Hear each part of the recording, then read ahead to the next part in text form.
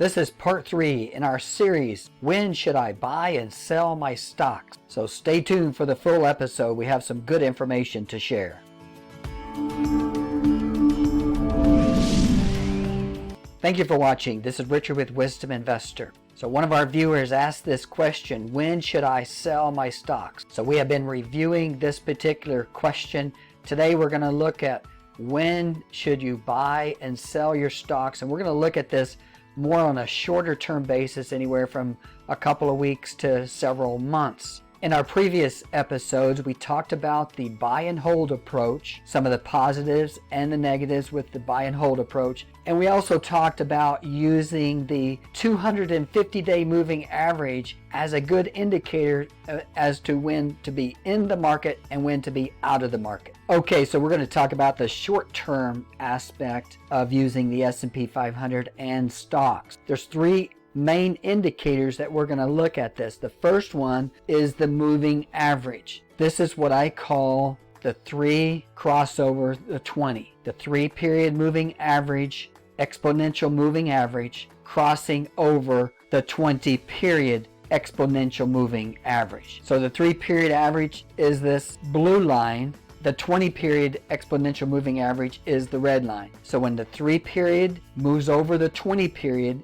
then we have a buy signal. Now again, this is the S&P 500. You can see back in 2019, 2020, had you followed this particular principle, you could have stayed in the market and capitalized on the movement of the S&P 500.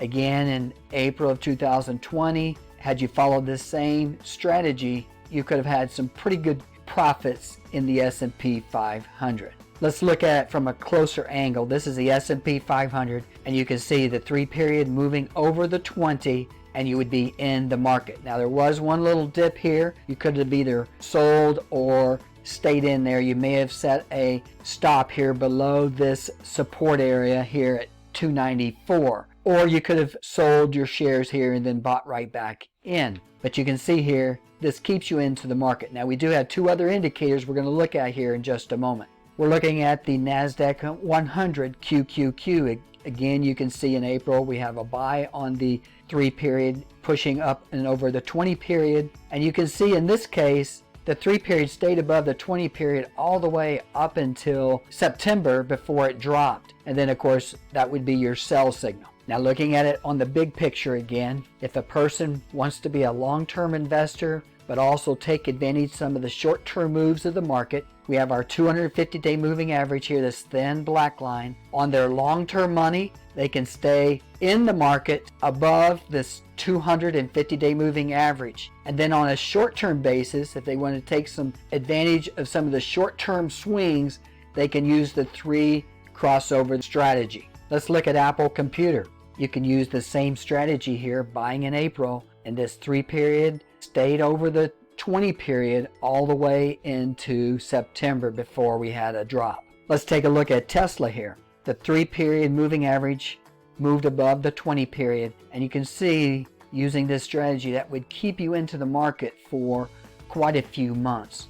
Tesla went from about $100 per share to up and over $400 per share, so 200 and 300% return in this case. Now I mentioned using two other indicators to help define the buying position. Here's a comment from Ray, one of our viewers. I assess price movement based on the momentum of the move by utilizing two oscillators, RSI and MACD. When the two agree, I place a small position and patiently watch price, and if results are favorable, I will then add to my position. I use this approach for both short-term and long-term investment. Let's take a look at these additional indicators to help us with our buy and sell points. Okay, so we're looking at the S&P 500 again, and up above is the MACD indicator. It's the moving average convergence divergent. Okay, so it's in the moving average oscillator here. Now in general, your best buying opportunities are after the moving average convergence divergence, the MACD indicator, has dropped below the 0 point. That gives us a bouncing point where the market typically moves higher from that point. If you look at our present stock market situation, the MACD is moving below the 0 line. So eventually we're going to get a buying signal here. So let's tie this into our 3 period over 20 period moving average buy signal and the MACD. So here you can see the MACD starting to turn up, crossed over the signal line. So that's giving us a sign that this is starting to move higher. Your main buying point though is when the MACD moves above the 0 point. That's your safest point. However, like Ray said, you could start placing some small entries here, buy positions prior to that.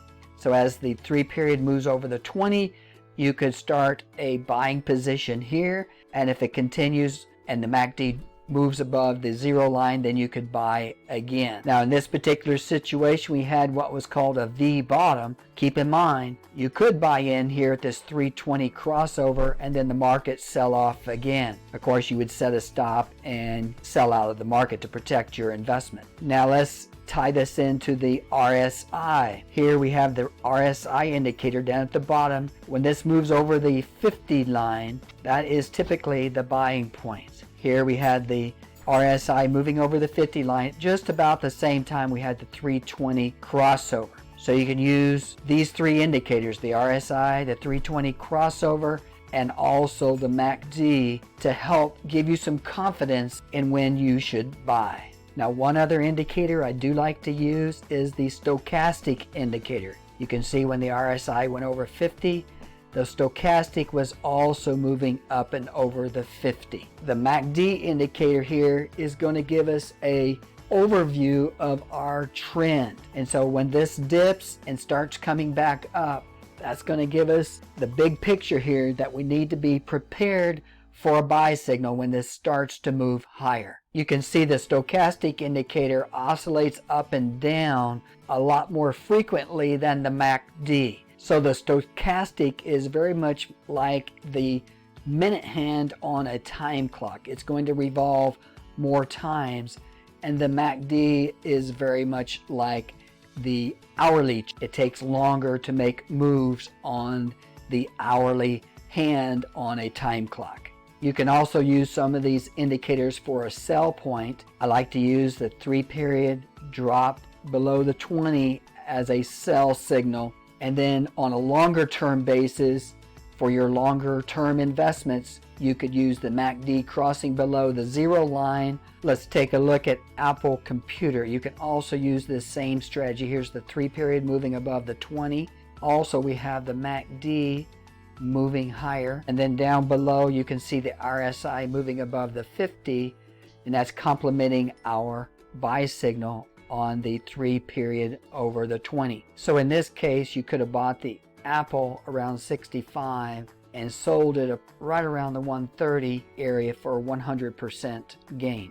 Now in today's low interest rate environment, investing in the stock market is one of the best ways of developing and building your nest egg or growing your investments while in retirement. Now just to recap what we have been talking about in this 3-part series on when to buy and sell your stocks. We talked about the buy and hold approach, where you buy your shares and hold on to it for the long run. And then we also talked about using the 250-day moving average as your indicator for long-term investing.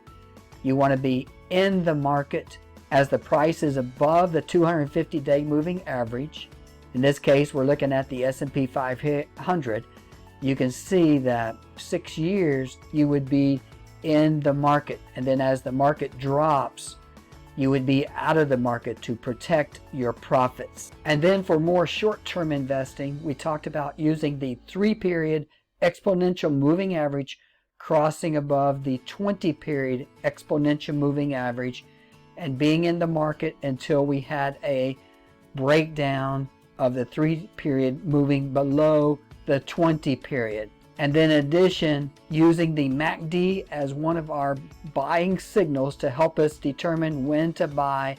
And we also talked about the RSI indicator and also the stochastic indicator to help us with our buying decisions. I believe if you use this strategy, you'll find that you can make educated decisions when to buy and sell and not just buy on a tip. So thank you for watching.